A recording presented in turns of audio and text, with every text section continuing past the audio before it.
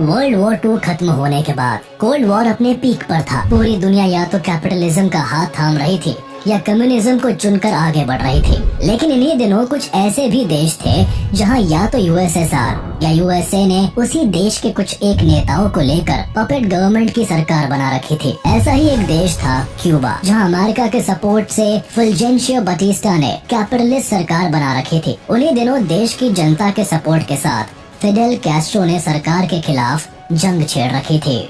इस एक आदमी ने क्यूबा के लिए अमेरिका से लोहा ले लिया था। अमेरिका से सिर्फ 200 किलोमीटर की दूरी पर उसकी मर्जी के खिलाफ अगर किसी ने राज किया है तो वो थे फिडेल कैस्ट्रो। कुछ लोग कैस्ट्रो को तानाशाह के रूप में देखते हैं तो कुछ इसे क्यूबा के सुपर हीरो के तौर पर पहचानते हैं। लेकिन इस बात में कोई दो राय नहीं कि कैस्ट्रो एक निडर और बेहतरीन लीडर थे। इन्होंने अपनी किस्मत को खुद अपने हाथों से लिखा और बचपन से ही मार्क्सिस्ट और लेनिनिस्ट आइडियोलॉजी का खुलकर समर्थन किया। फिडेल कैस्ट्रो ने अपना पूरा जीवन एक रेबेलियन के तौर पर जिया। तभी तो जहां दुनिया के बड़े से बड़े देश अमेरिका से पंगा लेने से डरते थे, तो वही फिडेल कैस्ट्रो ने अमेरिका से खुलेआम न्यूक्लियर वॉर तक छेड़ने से पहले एक बार भी नहीं सोचा था। कैस्ट्रो से अमेरिका को इतनी चिढ़ थी कि अमेरिकन खुफिया एजेंसी सीआईए ने कैस्ट्रो को एक बार नहीं बल्कि पूरे 638 बार मारने की कोशिश की। बट अमेरिका की लाख कोशिशों के बाद भी कोई कैस्ट्रो का बाल भी बांका नहीं कर पाया और कैस्ट्रो 90 साल की उम्र में अपनी जिंदगी पूरी शान से जीने के बाद ही इस दुनिया से गए। फिडेल कैस्ट्रो का जन्म 13 अगस्त 1926 को साउथ ईस्टर्न क्यूबा में एक रिच फैमिली में हुआ। इनके पिता एंजल कैस्ट्रो वायारगेस एक बड़े शुगर केन मिल के मालिक थे। एंजल की पहली शादी मारिया आर्गोटा वायरीज से हुई, लेकिन इसी बीच इनका अपनी ही नौकरानी लीना रस गोंजालेस के साथ अफेयर चलने लगा और बाद में एंजल ने लीना से शादी भी की, जिनसे इनके 7 बच्चे थे, जिनमें कैस्ट्रो भी शामिल थे। कैस्ट्रो पढ़ाई को छोड़कर हर चीज में इंटरेस्टेड थे, जिस वजह से केवल 6 साल की उम्र में कैस्ट्रो के पिता ने इन्हें सैंटियागो दे क्यूबा के एक रोमन कैथोलिक बोर्डिंग स्कूल में डाल दिया। हालांकि इसका भी कोई खास असर नहीं हुआ। जब फिडेल कैस्ट्रो 4th स्टैंडर्ड में थे तो उनके स्कूल से उनके पिता को एक लेटर भेजा गया जिसमें लिखा था कि उनके तीनों बच्चे पूरे स्कूल में सबसे ज्यादा शरारती है। फिडेल कैस्ट्रो के पिता ये सुनकर आग बबूला हो गए और उन्होंने तीनों को ही स्कूल से नाम कटाकर घर वापस बुला लिया। लेकिन कम उम्र के फिडेल कैस्ट्रो ने धमकी दी कि अगर उनका एडमिशन नहीं कराया गया तो वो घर को आग लगा देंगे। मजबूर होकर उनके पिता ने एक शर्त पर हवाना के जेसुएट स्कूल में उनका दाखिला करवाया, जिसमें कहा गया कि अगर नंबर कम आए तो उनका खर्च रोक दिया जाएगा। अब कैस्ट्रो पढ़ने में तो अच्छे थे नहीं, इसलिए उन्होंने अपना फेक रिजल्ट अपने पिता को दिखाना शुरू कर दिया। फिडेल का बिहेवियर लगातार खराब होता जा रहा था। उनकी पढ़ाई भी दिन ब दिन बिगड़ती चली जा रही थी। इससे परेशान होकर उनके पिता ने फिडेल का नाम एक प्राइवेट स्कूल में लिखवा दिया, जिससे कि फिडेल के बिहेवियर को सख्ती से सुधारा जाए। यहाँ कैस्ट्रो ने अपना कुछ वक्त जैसे तैसे निकाला और 1942 में कैस्ट्रो के पिता ने इन्हें हवाना के जेसुइट जुआन एल कॉलेजियो दे बेलिन में ट्रांसफर करवा दिया। हवाना के इस कॉलेज में कैस्ट्रो पढ़ाई से ज्यादा खेल कूद में मन लगाते थे।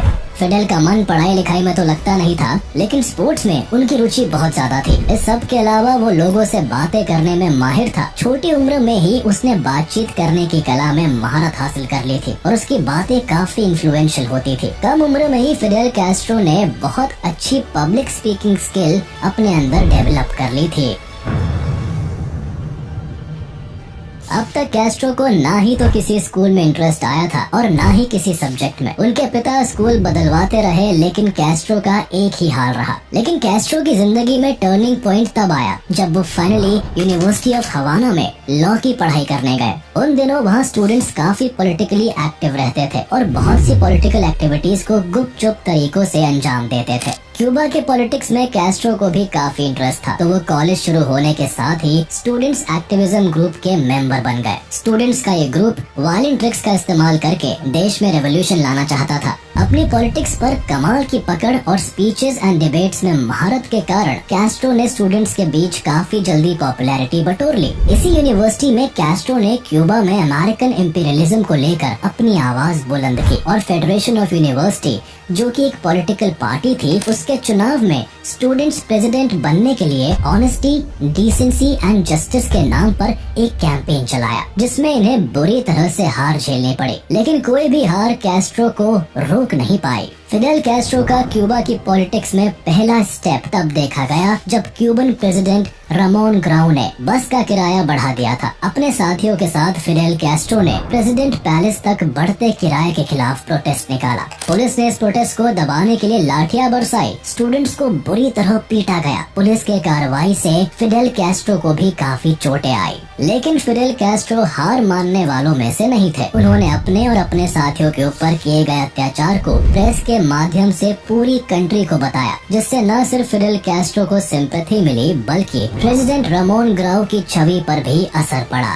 इस दौरान फिडेल ने क्यूबन प्रेसिडेंट के इस लाठी चार्ज के खिलाफ पब्लिकली स्पीच दी। इस स्पीच एंड मार्च ने कैस्ट्रो को क्यूबा में इतना पॉपुलर कर दिया कि अगले दिन के न्यूज़पेपर्स के फ्रंट पेज ने कैस्ट्रो की स्पीच को कवर किया। क्यूबा में जैसे ही कैस्ट्रो का नाम चर्चा का मुद्दा बनने लगा, कैस्ट्रो ने कॉलेज गैंगस्टर्स का हाथ छोड़कर the party of the Cuban people join कर ली, जिसे क्यूबा के एक बड़े पॉलिटिशियन एडुआर्डो चिवास ने बनाया था। इस पार्टी का मेन मकसद सोशल जस्टिस, ऑनेस्ट गवर्नमेंट और पॉलिटिकल फ्रीडम को बढ़ावा देना और करप्शन के खिलाफ खड़े होना था। पार्टी ज्वाइन करने के साथ ही कॉलेज गैंगस्टर लीडर्स ने कैस्ट्रो को डेथ थ्रेट्स देने शुरू कर दिए। वो नहीं चाहते थे कि कैस्ट्रो उन्हें छोड़कर किसी और ग्रुप या पार्टी का हिस्सा बने, लेकिन कैस्ट्रो ने किसी भी धमकी को खुद के डिसीजन पर भारी नहीं पड़ने दिया और कॉलेज गैंगस्टर से खुद को बचाने के लिए अपने साथ हर समय एक पिस्टल और कुछ दोस्त रखने लगे। कुछ समय तक ऐसा ही चलता रहा और 1948 में कैस्ट्रो की पार्टी ने जनरल इलेक्शन में पार्ट लिया और तीसरे नंबर पर आए। इलेक्शंस हारने के बाद भी कैस्ट्रो अपनी पार्टी को संभालने के लिए हर संभव कोशिश करते रहे, जिस वजह से एडुआर्डो भी कैस्ट्रो को पार्टी में काफी इम्पोर्टेंस देने लगे। हालांकि इस दौरान कैस्ट्रो के ऊपर कॉलेज डेज में गैंग रिलेटेड असैसिनेशंस के कई इल्जाम भी लगे, लेकिन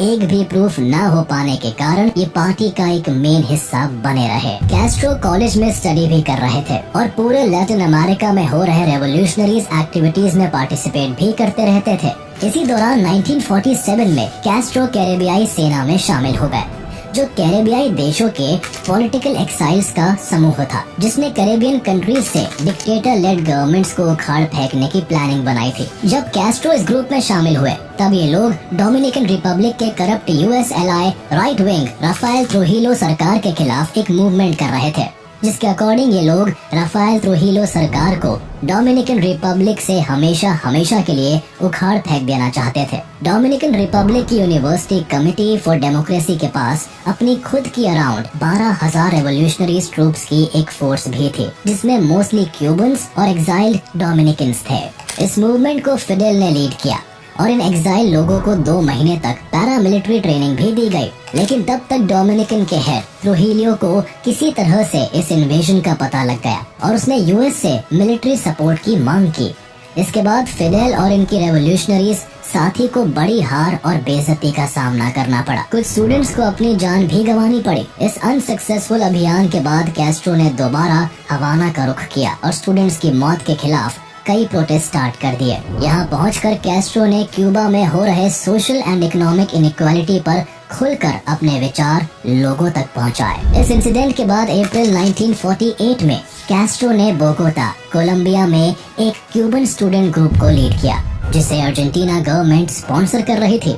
दरअसल बोगोटा में एक मशहूर लेफ्टिस्ट लीडर होर्हे एलिकर गाइटन अलाया का असैसिनेशन कर दिया गया था, जिस कारण गवर्नमेंट और लेफ्टिस्ट लिबरल्स में काफी राइट्स और क्लैशेस देखे जा रहे थे। कैस्ट्रो ने यहाँ पहुँचने के साथ ही लिबरल्स का हाथ थाम लिया और पुलिस स्टेशन से कई गन्स और एम्यूनिशन की चोरी की और बड़ी सफाई से इस चोरी से बच भी गए। इसके बाद भी कैस्ट्रो ने बोगोटा में कई अभियान को लीड किया और पॉपुलर अपराइजिंग्स में कई महत्वपूर्ण चीजों को सीखा।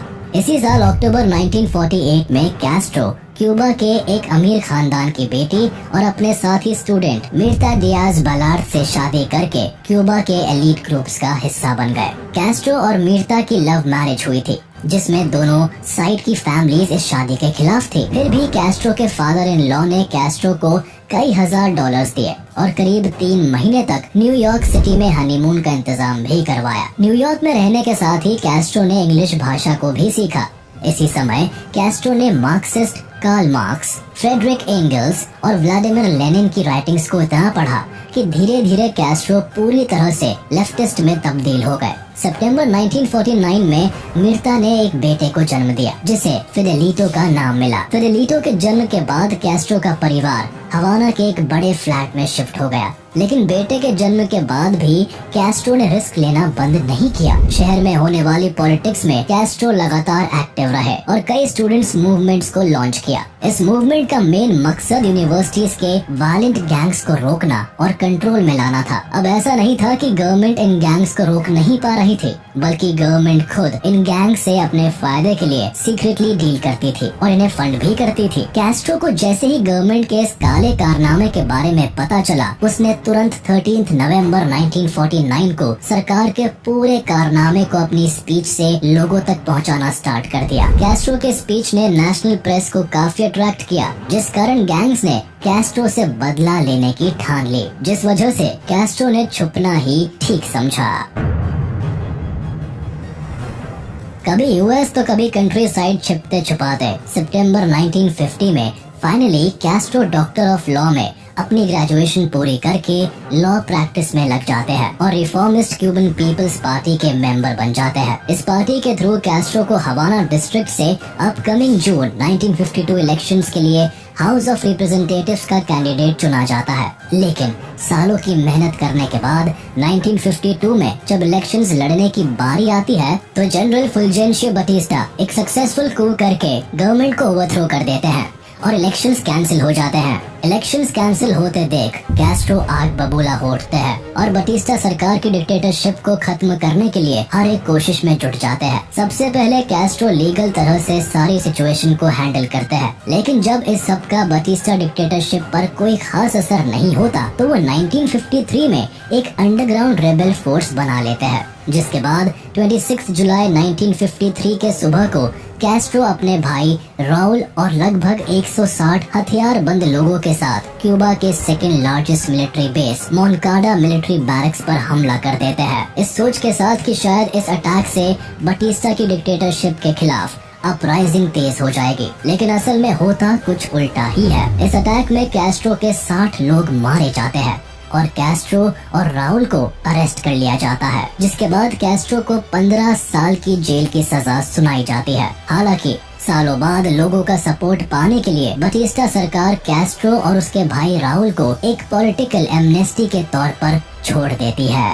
जेल से छूटते ही कैस्ट्रो और राउल मेक्सिको का रुख करते हैं और बटिस्टा की माफी के बाद भी ये दोनों लगातार बटिस्टा सरकार के खिलाफ अपने कैंपेन जारी रखते हैं। कैस्ट्रो और चे गेवारा की पहली मुलाकात जून 1955 में मेक्सिको सिटी में हुई। चे गेवारा पहले से ही कैपिटलिज्म को खत्म करने के लिए काम कर रहे थे और ऐसे में फिडेल के साथ मिलकर उन्होंने क्यूबा की कंडीशन के बारे में भी जाना। इस मीटिंग में फिडेल चे गेवारा से काफी प्रभावित हुए, यही से उनके साथ क्यूबा में बटिस्टा की सरकार को उखाड़ फेंकने के लिए प्लानिंग करने लगे। क्यूबा को उसके तानाशाह राष्ट्रपति फुल्जेंशियो बटिस्टा से छुटकारा दिलाने के लिए चे गेवारा एक दूसरा मूवमेंट भी 1953 से चला रहे थे, लेकिन फुल्जेंशियो बटिस्टा को अमेरिका से मदद मिल रही थी, जिसके कारण चे गेवारा का मूवमेंट सक्सेस नहीं हो पा रहा था। फिडेल एंड चे दोनों के विचारों में सिमिलैरिटीज थी, इसलिए 26 जुलाई को अर्नेस्टो चे गेवारा मेक्सिको सिटी के ला हवाना कैफे में फिडेल कैस्ट्रो के मूवमेंट को ज्वाइन कर लेते हैं। चे गेवारा और फिडेल कैस्ट्रो के क्रांतिकारी विचार का प्रभाव पूरे क्यूबा पर दिखने लगा था। देखते ही देखते दोनों मिलकर डिसिप्लिन्ड गुरिल्ला फोर्स को बना लेते हैं। कैस्ट्रो जब मेक्सिको में बटिस्टा के खिलाफ आर्मी को बना रहे थे, वहीं पर फिडेल की मुलाकात नैटी रेवुएल्टा नाम के एक और क्यूबन रेवोल्यूशनरी से होती है। इन दोनों के बीच कुछ समय से ही प्रेम हो गया और इसी अफेयर से इन दोनों की एक बेटी भी होती है, जिसका नाम अलीना फर्नांडेस दिया जाता है। इस अफेयर की वजह से फिडेल की फर्स्ट मैरिज भी टूट जाती है। नैटी वो औरत रहती है जिन्होंने मेक्सिको में फिडेल को पूरा सपोर्ट दिया, अपने घर में रहने की जगह दी और अपने ज्वेलरी बेचकर फिडेल को फाइनेंशियली सपोर्ट भी किया। इन्हीं के घर पर रहकर फिडेल ने मोनकाडा बैरक्स अटैक को प्लान भी किया था। हालांकि इन दोनों ने कभी शादी नहीं की, लेकिन इस बेटी को नैटी के पहले पति ने अपना नाम दिया। कैस्ट्रो चे गेवारा के साथ बटिस्टा के सरकार को क्यूबा से उखाड़ फेंकने के लिए अपने 81 आदमियों को लेकर क्यूबा के ईस्टर्न कोस्ट पर उतरते हैं। इस पूरे गुरिल्ला वॉर की प्लानिंग चे ने की थी, जिससे कि पूरी टीम को सक्सेस मिलने की उम्मीद थी। लेकिन बटिस्टा को कैस्ट्रो की इस घुसपैठ के बारे में पता चल गया और उन्होंने कैस्ट्रो के लोगों पर बुरी तरह गोलियां बरसाई। मंजर तो कुछ यूँ था कि चे गेवारा, कैस्ट्रो और उसके भाई राउल के साथ केवल 8 लोग ही बटिस्टा की मिलिट्री से अपनी जान बचाकर भाग पाए, बाकी सभी मारे गए। लेकिन जो भी लोग बटिस्टा मिलिट्री से बच निकलते हैं, सब के सब सिएरा माएस्ट्रा के पहाड़ों और जंगलों में बटिस्टा सरकार के खिलाफ जंग छेड़ देते हैं। इस बार कैस्ट्रो चे गुरिल्ला टैक्टिक्स का सहारा लेता है और धीरे धीरे करके वहाँ के लोकल्स को भी खुद में शामिल करने लगता है। गुरिल्ला टैक्टिक्स के कारण कैस्ट्रो बटिस्टा सरकार के खिलाफ कई छोटी बड़ी जीत हासिल भी करता है। बावजूद इसके यूएस एयरफोर्स लगातार कैस्ट्रो और उसके लोगों पर हवाई हमले करने में जुटी होती है। अब यूएस यहाँ बटिस्टा सरकार का साथ इसलिए दे रही थी क्योंकि यूएस हमेशा से क्यूबा पर अपना कंट्रोल बनाए रखने के कारण क्यूबा में अपनी एक कठपुतली सरकार चलाना चाहती थी और उस समय सरकार का काम कोई और नहीं बल्कि बटिस्टा ही कर रहा था। हालांकि यूएस एयरफोर्स और बटिस्टा की पुअर मिलिट्री को लगातार चकमा देने के कारण कैस्ट्रो लोकल्स में तेजी से पॉपुलर होने लगा और धीरे धीरे कैस्ट्रो के साथ नंबर ऑफ पीपल जुड़ने लगे। देखते ही देखते कैस्ट्रो ने करीब 800 लोगों को खुद से जोड़ लिया था, जिसका रिजल्ट ये निकला कि जनवरी 1, 1959 को कैस्ट्रो ने क्यूबन मिलिट्री को सामने से चुनौती दी और एक बड़ी जीत हासिल की। देखा जाए तो ये कैस्ट्रो की कमाल की लीडरशिप और मिलिट्री नॉलेज थी, जिसके बल पर उन्होंने केवल अपने 800 गुरिल्ला फाइटर की मदद से बटिस्टा की 30,000 लोगों की प्रोफेशनल आर्मी को मात दे दी। कैस्ट्रो के इस कमाल की जीत के बाद बटिस्टा अपनी जान बचाने के चक्कर में क्यूबा से भाग निकला और क्यूबा की कमान कैस्ट्रो के हाथों में आ गई। फिडेल कैस्ट्रो ने 1959 से 2008 तक क्यूबा पर शासन किया। क्यूबा की कमान हाथ में आते ही फिडेल कैस्ट्रो ने कई बड़े डिसीजंस लिए। वो खुद आर्म्ड फोर्सेस के कमांडर इन चीफ बने और मैनुअल उरुचिया लियो को प्रेसिडेंट बनाया। हालांकि फरवरी 1959 में कैस्ट्रो ने खुद को प्राइम मिनिस्टर घोषित कर दिया और क्यूबा की सारी पॉलिटिकल पावर्स को अपने हाथ में ले लिया। फिडेल कैस्ट्रो ने अपने साथी चे गेवारा को फाइनेंस और इंडस्ट्री जैसे मिनिस्ट्री की कमान सौंपी। फिडेल ने सबसे पहले अपने देश के लोगों का लिविंग स्टैंडर्ड अच्छा करने के लिए फैक्ट्रीज को नेशनलाइज कर दिया, जिससे कि प्राइवेट कंपनीज की मनमानी खत्म हो जाए। इसके साथ ही इन्होंने फार्मिंग कर रहे लोगों के लाइफ को बेटर करने के लिए कई काम किए। कैस्ट्रो खुद पढ़े लिखे थे और चे के साथ मिलकर इन दोनों ने गांव-गांव में स्कूल खोले, जिससे कि क्यूबा में एजुकेशन रेवोल्यूशन आ गया। क्यूबा में लोगों को free electricity, health care and education provide की गई। उन्होंने क्यूबा से रेसिज्म को भी खत्म किया। कुल मिलाकर देश एक अच्छे शेप में आ रहा था, लेकिन उसके साथ ही वहाँ के लोगों को एक बड़ी कीमत चुकानी पड़ी। वहाँ कैपिटलिज्म को सपोर्ट करने वाले लोगों को सजा दी जाने लगी। यूएस को सपोर्ट करने वाले लोगों को एग्जाइल दिया जाने लगा। क्यूबा में किसी भी पॉलिटिकल पार्टी को फिडेल कैस्ट्रो के खिलाफ खड़े होने की आजादी नहीं दी। बड़े किसानों से जमीनें छीन ली गई। जिन्होंने भी फिडेल कैस्ट्रो के खिलाफ आवाज उठाने की कोशिश की, उन्हें जेलों में डाल दिया गया। यूएसएसआर के साथ तो फिडेल कैस्ट्रो की केमिस्ट्री खूब बनी, लेकिन जब भी मौका मिला अमेरिका का नुकसान ही किया। अपने शासन काल में फिडेल कैस्ट्रो ने प्राइवेट कंपनीज को गवर्नमेंट के अंडर में ले लिया। क्यूबा में लोकेटेड लगभग 600 अमेरिकन कंपनीज पूरी तरह जब्त करके नेशनलाइज कर दिया गया। इससे केवल अमेरिका के साथ रिश्ते और खराब हुए। अमेरिका से दुश्मनी करके फिडेल कैस्ट्रो का झुकाव यूएसएसआर की ओर बढ़ता चला गया। एक समय आया जब क्यूबा यूएसएसआर पर पूरी तरह डिपेंडेंट हो गया, जिसका असर देखने को मिला जब 1991 में यूएसएसआर कोलैप्स हो गया। उस समय क्यूबा की हालत काफी खराब हो गई थी। देश में गरीबी और बदहाली से त्रस्त लोगों को कमाने खाने के लिए अपना देश छोड़कर विदेशों में शरण लेनी पड़ी। 1959 और 1960 में कैस्ट्रो ने क्यूबा में कई रैडिकल चेंजेस किए। इन 2 सालों के दौरान कैस्ट्रो ने अमेरिकन कंपनी के सभी बिजनेसेस एंड फार्म्स को सीज्ड करके अमेरिका को अलग थलग कर दिया और सोवियत संघ के साथ स्ट्रॉन्ग टाई स्टैब्लिश कर लिया। और क्यूबा को कम्युनिस्ट कंट्री में बदल दिया। अमेरिका को कैस्ट्रो का सरकार में आते ही उनके खिलाफ ये रवैया रास नहीं आया। अमेरिका कैस्ट्रो को सत्ता से बाहर करना चाहता था। कैस्ट्रो को ओवरथ्रो करने के लिए अमेरिका ने अप्रैल 1961 में बे ऑफ पिग्स इन्वेजन को करने की कोशिश की, लेकिन कैस्ट्रो ने अमेरिका को लेकर कोई ढील नहीं दी। वो लगातार अपने देश में एंटी अमेरिकन पॉलिसीज चलाता रहा, लेकिन बात हाथ से तब निकल गई जब 1960 में कैस्ट्रो ने अमेरिकन सरकार को धिक्कार कर सोवियत यूनियन के साथ ट्रेड एग्रीमेंट साइन कर लिए। दरअसल ये वो दौर था जब वर्ल्ड वॉर 2 के बाद अमेरिका और यूएसएसआर के बीच कोल्ड वॉर चल रहा था, और ऐसे में क्यूबा का अमेरिका के पड़ोस में बैठकर यूएसएसआर का दामन थामना उन्हें रास नहीं आया। लेकिन कैस्ट्रो न केवल सोवियत के साथ अपने डिप्लोमेटिक रिश्ते स्ट्रॉन्ग कर रहा था, बल्कि वो उनकी कम्युनिस्ट सोच से भी काफी प्रभावित था, जिस कारण दिन पर दिन कैस्ट्रो सरकार और सोवियत यूनियन के रिश्ते गहरे होते चले गए। लेकिन अमेरिका कहाँ बैठे बैठे ये सब देखने वाला था। कैस्ट्रो की एंटी अमेरिकन सोच का बदला अमेरिका ने क्यूबा से अपनी हर तरह की इकोनॉमिक टाइज खत्म करके लिया। अमेरिका ने 1961 में क्यूबा के साथ अपने सभी डिप्लोमेटिक रिलेशंस पर पूर्ण विराम लगा दिया, जिसका असर सीधे क्यूबा की इकोनॉमी पर पड़ा। लेकिन कैस्ट्रो तब भी अपने डिसीजन से पीछे नहीं हटा, और वैसे भी इस समय तक सोवियत क्यूबा का पूरा साथ दे रहा था। हालांकि अमेरिका कैस्ट्रो को सबक सिखाने के लिए कई रास्तों को अपनाने लगा। बॉम्ब, बुलेट्स, हर चीज का यूज किया। अमेरिकन इंटेलिजेंस एजेंसी CIA ने फिडेल कैस्ट्रो को मारने के लिए उनके मिल्क शेक में जहर दिया गया, लेकिन इसके बाद भी अमेरिकन एजेंसी कैस्ट्रो को मारने में फेल ही रही। सोवियत ने भी क्यूबा से यूं ही दोस्ती नहीं की थी। दरअसल सोवियत और यूएस में सुपर पावर बनने की होड़ में दोनों ही देश छोटे और कमजोर देशों को अपनी ओर करने में लगे थे, जिससे दूसरे को नीचा दिखाया जा सके। और सोवियत का क्यूबा को सपोर्ट करने का मकसद ही यही था कि वो अमेरिका के एकदम नीचे बैठकर उनकी जासूसी कर सके। और इसी सब के चलते 1962 में यूएसएसआर ने सीक्रेटली अपने कुछ बैलिस्टिक मिसाइल्स क्यूबा में स्टेशन कर दिए, जो वक्त आने पर आराम से अमेरिकन सिटीज पर न्यूक्लियर बॉम्ब दागने के लिए काफी थी। ये सब करते समय यूएसएसआर प्रीमियर निकिटा क्रुश्चेव ने कभी नहीं सोचा था कि अमेरिका इसका जवाब इस कदर देगा कि दुनिया सबसे भयानक न्यूक्लियर युद्ध की ओर बढ़ जाएगी। अमेरिका को जैसे ही यह पता चला, अमेरिकन प्रेसिडेंट केनेडी ने क्यूबा का ब्लॉकेड स्टार्ट कर दिया। अमेरिका ने भी अपनी न्यूक्लियर मिसाइल्स को तैयार किया हुआ था, लेकिन दोनों देशों में कुछ दिनों की बातचीत के बाद क्रुश्चेव ने अपना कदम पीछे ले लिया और दुनिया का सबसे भयानक युद्ध होते होते टल गया।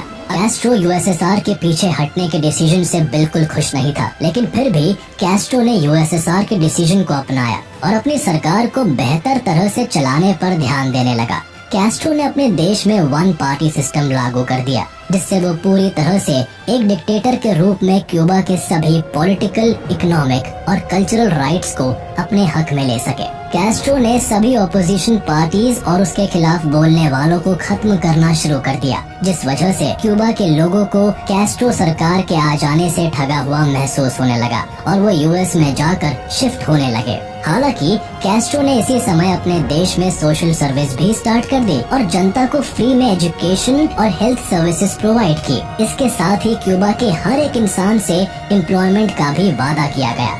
लेकिन इन सभी सोशल सर्विसेज के बीच क्यूबा की इकोनॉमी लगातार अपने डाउनफॉल की ओर जा रही थी। एक वक्त तो ऐसा आ गया था कि क्यूबा अपने बेसिक लिविंग स्टैंडर्ड्स के लिए भी सोवियत पर डिपेंडेंट हो गया था। क्यूबा अपनी इसी नाजुक हालत में अगले कई सालों तक जैसे तैसे सरवाइव करता रहा, लेकिन साल 1976 में एक नया कॉन्स्टिट्यूशन एस्टैब्लिश किया गया, जिसके तहत क्यूबा में नेशनल असेंबली बनी और कैस्ट्रो को इस असेंबली का प्रेसिडेंट बनाया गया। इस दौरान कैस्ट्रो ने अपने भाई राउल को minister of the armed forces बनाया हुआ था, पर कैस्ट्रो की दूसरों के सहारे पर चलने वाली सरकार को तब झटका लगा जब 1980s में सोवियत यूनियन में मिखाइल गोर्बाचेव ने अपने हिसाब से डेमोक्रेटिक रिफॉर्म्स करने शुरू किए। देखते ही देखते सोवियत वीक पड़ता गया और 1991 वो समय था जब यूएसएसआर पूरी तरह से बिखर गया। यूएसएसआर के टूटने का सबसे ज्यादा असर कैस्ट्रो के क्यूबा पर पड़ा, क्योंकि इनका देश पूरी तरह से यूएसएसआर से हो रहे ट्रेड पर डिपेंडेंट था। हालांकि जब कैस्ट्रो ने अपने बिखरते देश को देखा तो ना चाहते हुए भी क्यूबा के लोगों को कुछ economic liberalisation and free market activities करने की इजाजत दे दी। इसके साथ ही लाखों परेशानियों और रुकावटों के बाद भी कैस्ट्रो ने क्यूबा से अपना पॉलिटिकल कंट्रोल कभी नहीं छोड़ा। 1959 से लेकर 2006 तक कैस्ट्रो ऑफिशियली क्यूबा के हेड बने रहे। 2006 में अपनी सीरियस इंटेस्टाइनल इलनेस के चलते कैस्ट्रो ने अनऑफिशियली अपनी सभी पावर्स अपने भाई राहुल को सौंप दी थी, लेकिन बढ़ती उम्र और बीमारी के चलते फाइनली 2008 में कैस्ट्रो ने ऑफिशियली एक लेटर के थ्रू क्यूबा की जनता को इन्फॉर्म कर दिया कि अब वो आने वाले इलेक्शंस का पार्ट नहीं बनेंगे और उनकी सभी पावर्स को वो पूरी तरह से अपने छोटे भाई राहुल को सौंप रहे हैं। हालांकि इस पावर ट्रांसफर के बाद भी क्यूबा के हर बड़े डिसीजंस में कैस्ट्रो की एडवाइस जरूर ली जाती थी। आने वाले सालों में कैस्ट्रो को देश विदेश के लीडर्स से लगातार मीटिंग्स करते देखा गया। कैस्ट्रो ने बढ़ती उम्र और बीमारी में भी क्यूबा का हर कदम पर साथ दिया और आखिरी बार पब्लिकली कैस्ट्रो को मार्च 2016 में देखा गया था, जब उन्होंने former US president Barack Obama के हिस्टोरिक क्यूबा विजिट पर करीब 1500 वर्ड्स के लेटर से रिस्पॉन्ड किया था। वक्त के साथ साथ क्यूबा और अमेरिका के रिलेशंस भी सुधरते गए और यूएस में बराक ओबामा की सरकार आते ही यूएस ने क्यूबा से फिर से अपनी डिप्लोमेटिक टाइज एस्टैब्लिश कर लिए, जिसके बाद दोनों देशों में सालों बाद थोड़ी शांति देखी गई।